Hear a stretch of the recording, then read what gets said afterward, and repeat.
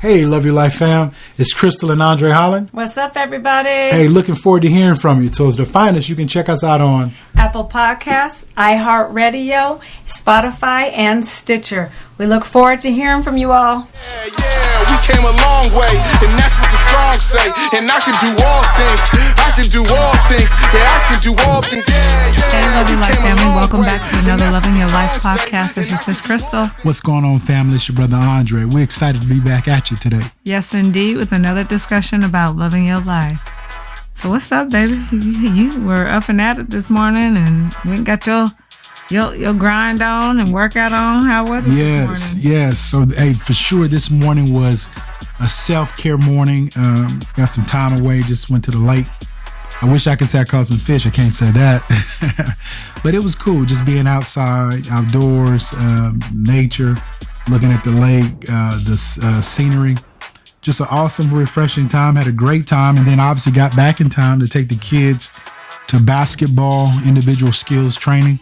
So that was cool, getting a chance to watch them. And one of the things, I'm always looking for the win-win.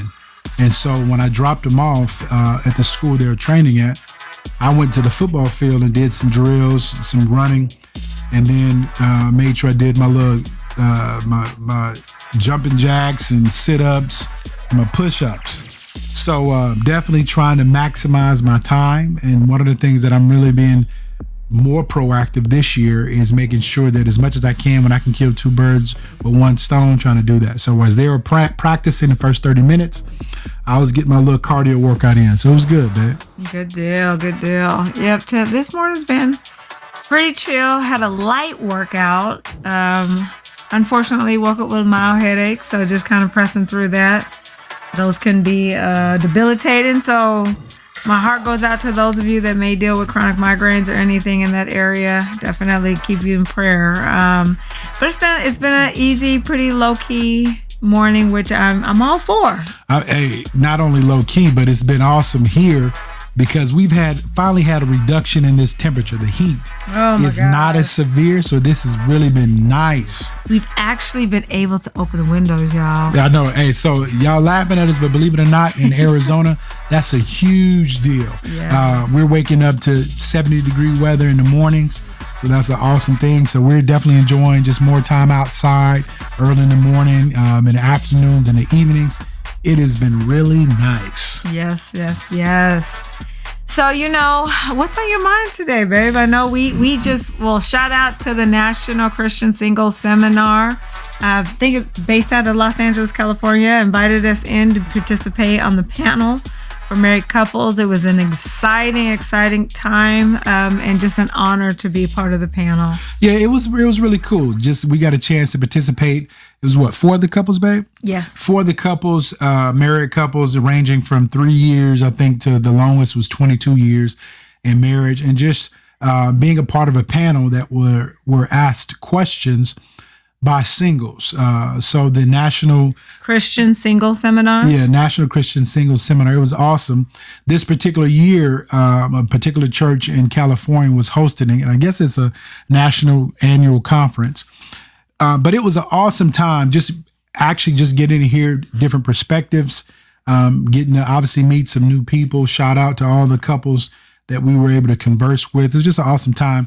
And then we definitely appreciated the opportunity to get a chance to speak to singles. One of the things that we've always stated, and which is really a mantra of loving your life, is if we can do anything to help someone else, we'll definitely do that. That's a part of who we are, part of our call, part of our ministry. And so it was good given an opportunity to be a part of a panel where singles could ask us direct questions and get our response. And at the end of the day, we definitely don't want to try to tell someone what to do. That's not what we're about. But we do want to share words of wisdom and our experiences in the hope that it can help other people as they navigate the road of dating and, is it time to get married or whatever. Let me say this. We don't tell anyone when it's time to get married or when it's not. That's something the two individuals have to decide. But we do definitely give some strategies, some proactive steps that individuals can be taking as they are, waiting to be married. So with that said, babe, I think what is definitely on my heart is just it really sparked a fire. Single and waiting.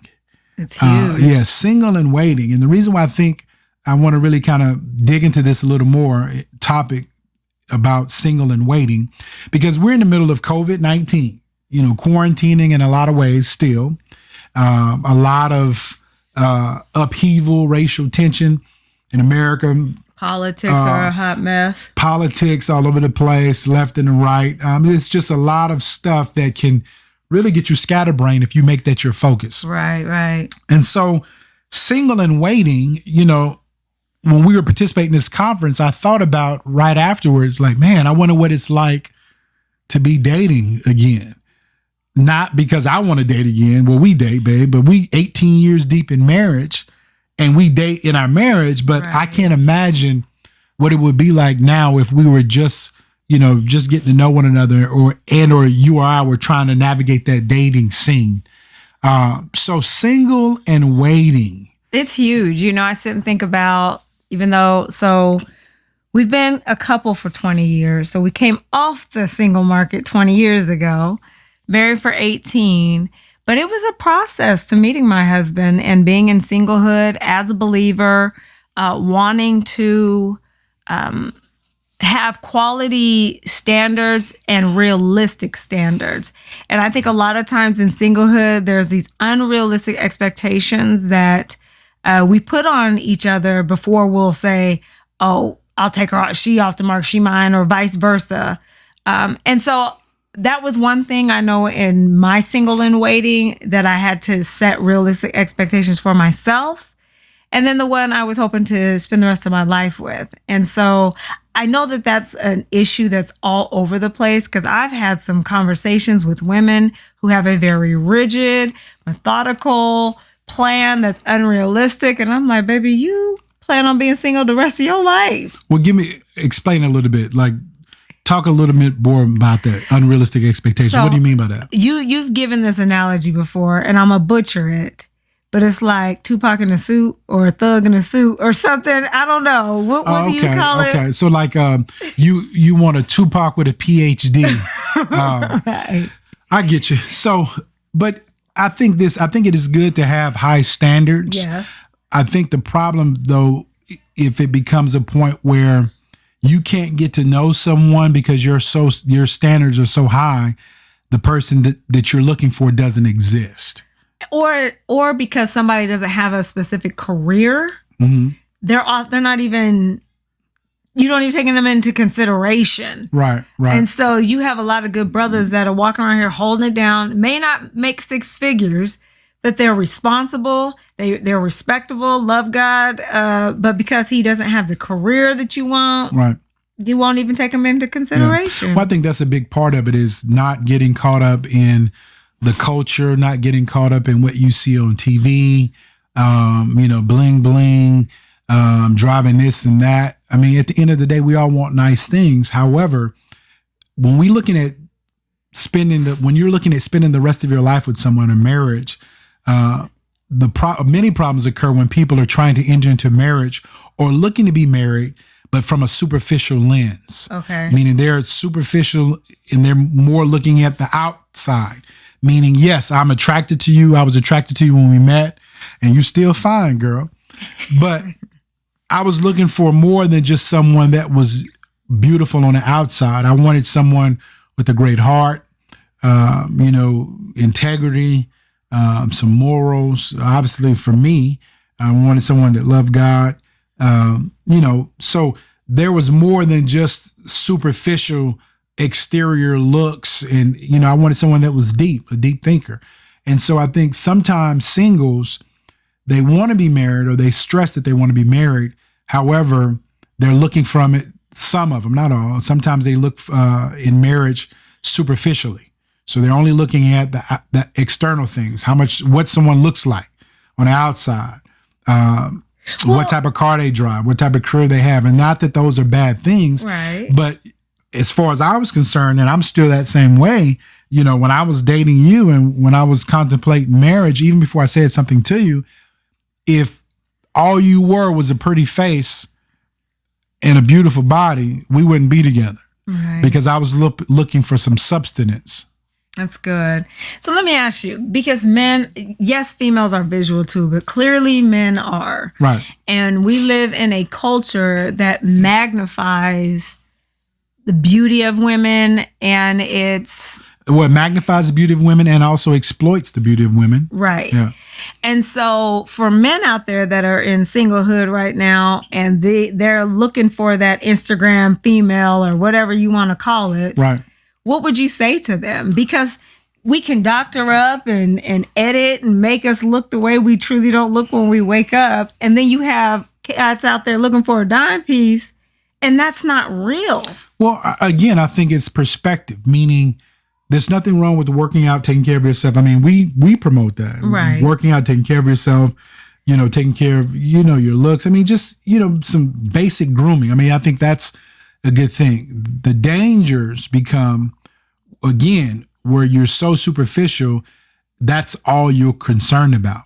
And then I want to stress, keep in mind, as you age, you're not going to stay that same figure, that same shape. Right. So some people, they've built their relationship that's so superficial and exterior. As you begin to age and, you begin to gain some weight and you just physically can't do some of the things you used to do in your younger years, your body naturally begins to change. And if all you have the holding on to is that superficial image of this, what you would call a perfect 10, or whether it be talking about a female or a male, and then they begin to age because time, doesn't wait for any of us. And then, certain parts of your body begin to expand. If you didn't truly love that person for who they were, Right. You're going to be disappointed. And life happens. So Father Time doesn't wait for anyone. So I want to stress, hopefully when we talk about singles and waiting, that the person that you're dating has some substance to them. That should be a key indicator of whether or not this is potentially someone you could see yourself marrying. But if you're strictly looking at it from a fleshy lens and the person looks good on the outside, but they have a bad attitude, they're not considerate, they don't respect you, I think these are key indicators that maybe this is not someone that you probably should be looking to marry. A huge one, especially, based upon dealing with image. Anybody that body shames you, red flag, that is never okay, period. Even if you're currently in a relationship, you've had a child and you haven't lost the baby weight, if your partner is consistently body shaming versus coming alongside you, and you all working as a team to get healthy, where it's so focused on image and beauty and, making you feel like you're not as valuable because you don't look a certain way, those are red flags. And if you're the one that's doing the shaming, I mean, it's like, what do you expect your life to be like when you criticize somebody that doesn't meet up to your physical standards? And then being able to flip it on its head and put that, how would you handle that if somebody was never made you feel like you met up to par because you didn't look a certain way? Which I think that goes right back to respect. If you're single and waiting and your partner does not respect you, then that's a key indicator. Why are you still with this person? And when I say don't respect you, again, if you're being body shamed by someone you're dating, that's a lack of respect. Right. If you're being belittled, if you're being treated like a child, if you're constantly the one sacrificing in the relationship and the other person is consistently taking, you're doing all the giving, they're doing all the taking. Again, single and waiting, if that's you in that relationship, you're waiting to be married, but you're with a partner that's treating you like this, these are clear indicators. This person is not the one for you. And sometimes people make the mistake in thinking, well, if they get married, that's going to change. No, you're going to marry who you marry. Right. Meaning if you marry someone who's abusive, disrespects you, belittles you, takes advantage of you, that's not going to change just because you get married. Matter of fact, more than likely, it's going to get worse. Well, and it speaks also to sometimes there's a compromise or a settling in relationships because you were shaped by that type of abuse and disrespect or lack of value. Mm-hmm. And so being able to understand what is healthy and unhealthy, it is not normal to be criticized about the way that you look, the way that you talk. anybody that truly loves you and supports you, if there is something that you need to develop in, they come alongside you and they bring support. Not, you can't never do anything right. You never meet up to any standards. And when you walk away from them or you're not in their presence, you've walked away worse off than you were when you met them. No, I totally agree. Years ago, I would say probably about 3 years ago now, I wrote a book called Circumcise Your Ex, The Cutting Away from Relationships of the Flesh. Now, you can find this book on Amazon, I think a couple other media outlets, but you can definitely find it on Amazon. Again, Circumcise Your Ex, The Cutting Away from Relationships of the Flesh. But in that book, this was as a result of years of working in ministry, in the community, in various cities, various states, and just different events that we would do.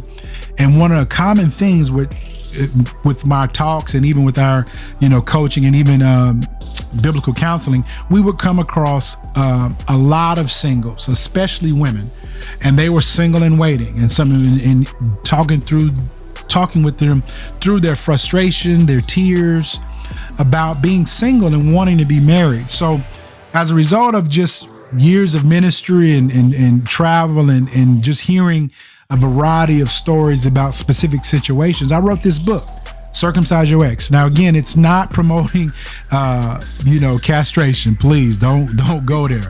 But it really speaks to, because this is a problem for some relationships, some people who are single. Sometimes people are single and waiting, or they may be dating. They're not married, single and waiting, or they're dating and waiting, but they're so tied to their ex-girlfriend or their ex-boyfriend, and they can only move so far in their current relationship. So I'm going to stress, if that's you, if you're single and waiting, or if you're dating and waiting for someone to come along, or you're in a relationship, you're dating someone, be careful that you're not allowing an ex to still be in this current relationship. Now, what do I mean by that? Sometimes people really don't realize it, but because of a failed relationship, because of maybe they were hurt or brokenhearted or whatever, sometimes they jump right into a relationship, or they may take their time and enter into a relationship, but they're carrying their ex into their new relationship. So like that painkiller relationship, you've gotten out of it and you just want to numb. You don't want to feel. And so you jump into another relationship prematurely while simultaneously trying to get over somebody else. Right. Now that person has become your painkiller. Right. So, and I think that's a huge thing, jumping into a relationship too soon after you get out of one relationship. But another thing too, sometimes people take the time before they enter into another relationship. However, they have truly not cut away from their ex. And what do I mean by that? So they hold on to trinkets, to gifts, significant gifts from their ex. Now, again, if you are truly moved on from your ex, whether it be your ex-girlfriend or your ex-boyfriend, and you're entering into, or you're in another relationship with someone else, it's detrimental to that relationship if you hold on to love notes, if you hold on to, let's just be real, sometimes, when people date and they give these gifts that are sexual in nature, it could be, your some lingerie.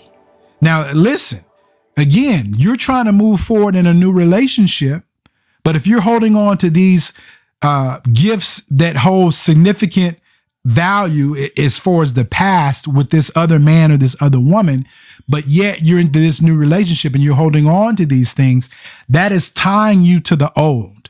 So there are pieces of you that's still stuck back in that relationship. And so sometimes it can be a particular, this person's favorite perfume or cologne. Every time you smell it, it brings back memories of him or her. Well, again, so I want to stress, part of you being healed and being, set free from an old relationship is being able to get rid of anything that's tying you to that old relationship.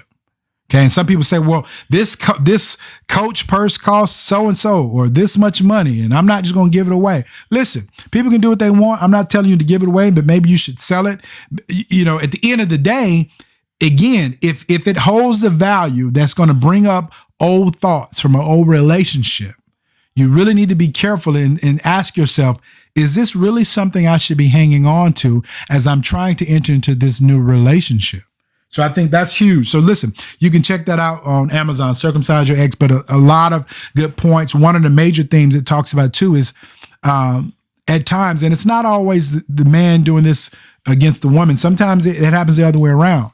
But I've seen many times single and waiting or dating and waiting where one person is doing all the sacrificing and one person is doing all the taking. Like, what do you mean? Like, okay, for instance, one person has a job, and I understand being between jobs. Right. But I'm saying when it's a habitual problem, one person has a job and they're doing all the work and the other person is hanging around at the house.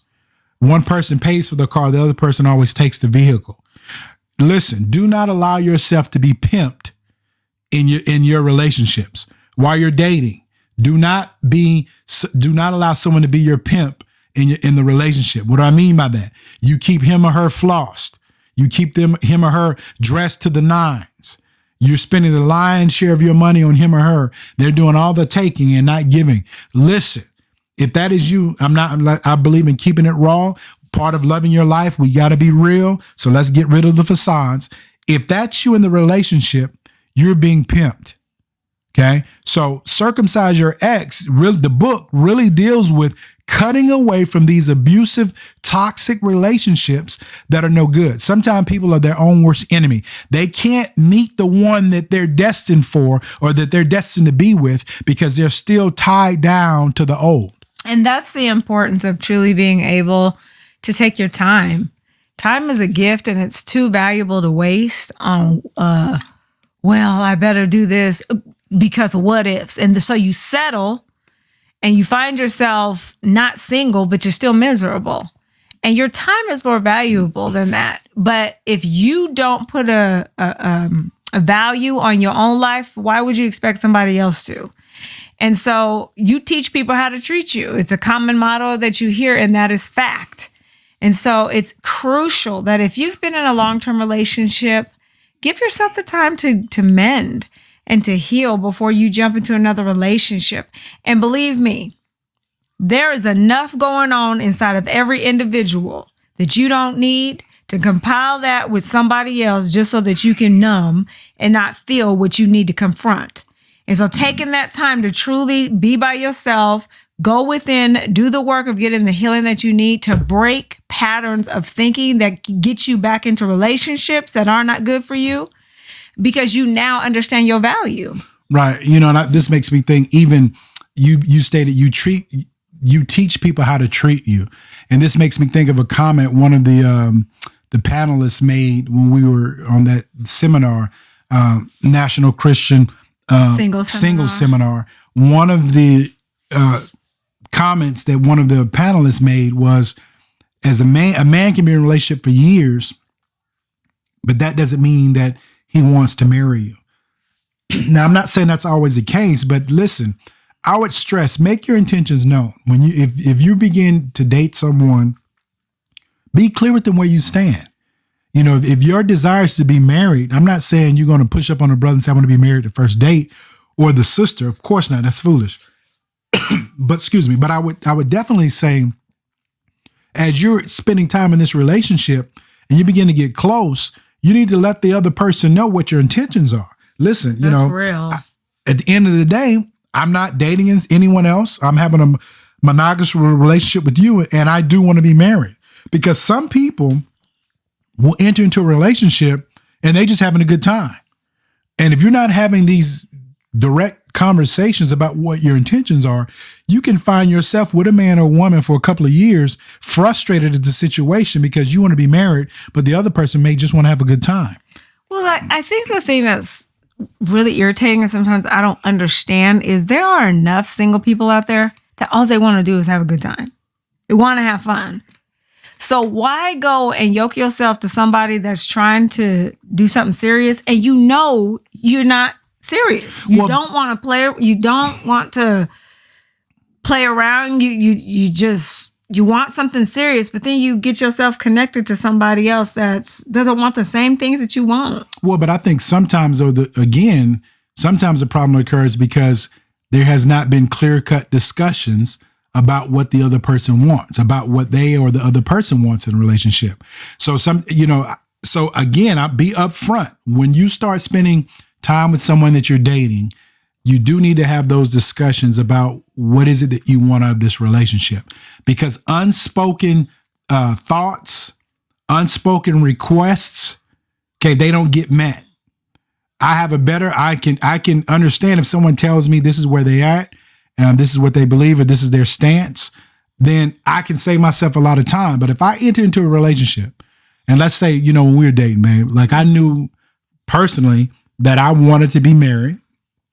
I wanted to date one person, fall in love, and eventually get married. Mm-hmm. Well, let's say if we never talked about marriage, we never talked about what you wanted or I wanted, I could have just entered into that relationship and just assumed that you wanted the same thing. Right. And so part of, loving your life, we stress being intentional.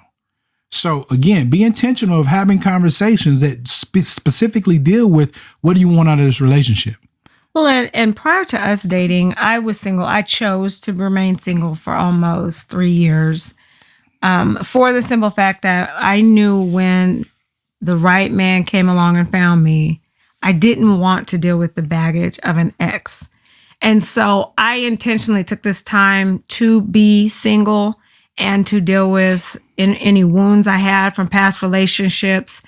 I knew that whoever was going to find me was going to be amazing. And so I wanted to be amazing for them. I'm amazing, baby? Yes, you are. You're amazing too, girl. Thank you, baby. All right. And so it was just something that for me, I had to say, okay, man, this is work. All the work that I was doing for myself, I took that mentality and also like, man, whoever is out there that I'm waiting for, I feel like they're doing the same work too. And so it goes back to setting realistic expectations, because years ago, before meeting my husband, probably 8 years prior to meeting him, I had my list. And one day I was sitting, I'll never forget, one day I was sitting there and I was looking at this list. I was like, this is so dumb. And if this is what you choose to do, so be it. For me, I felt that it was dumb. And I was like, if I just pray and ask God to bless me with a man that loves him, I just believed that everything was going to fall into place. And so I began to pray for my husband in a different way. All I prayed was, God, the man that you have for me, I pray that he has a heart after you. Mm-hmm. That was my prayer. And I got more than I could have even asked for. Right. Because I didn't know what our story was going to be. I didn't know what our journey was going to be, but God did. Well, and I think a big part of what you stated even is taking time.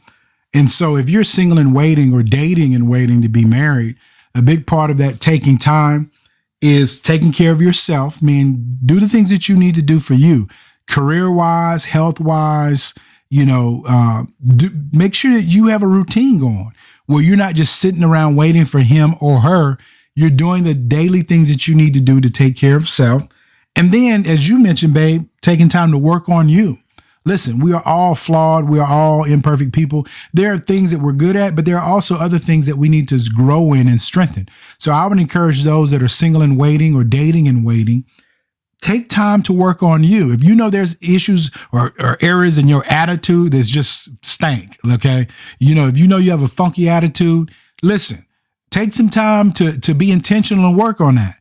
If you struggle with patience, if you struggle with being impatient, if you struggle with your mouth, you can cuss someone out just because they look at you wrong. I mean, these are all things that you can be taking advantage of the time while you're dating and waiting, or single and waiting. You can be taking advantage of that time by working on you, so that when those paths cross with the one that you're interested in, right, you've maximized the time up to that point.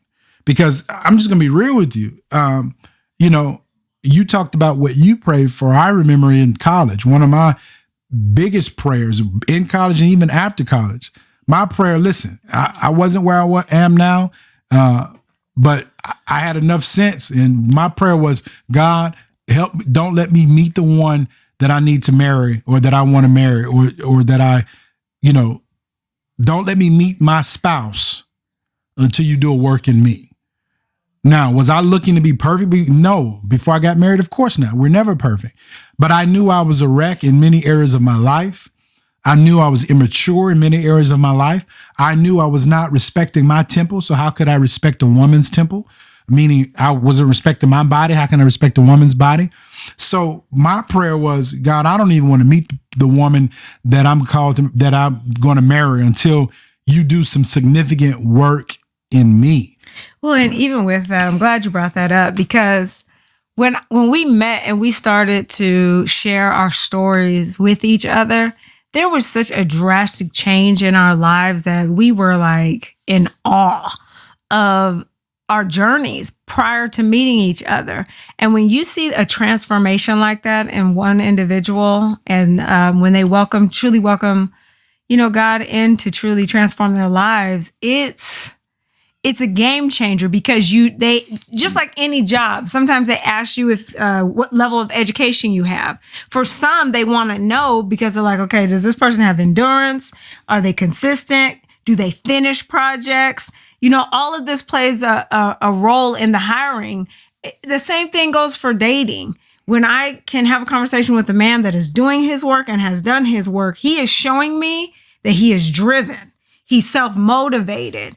And that may not be the case for everybody, and that's okay.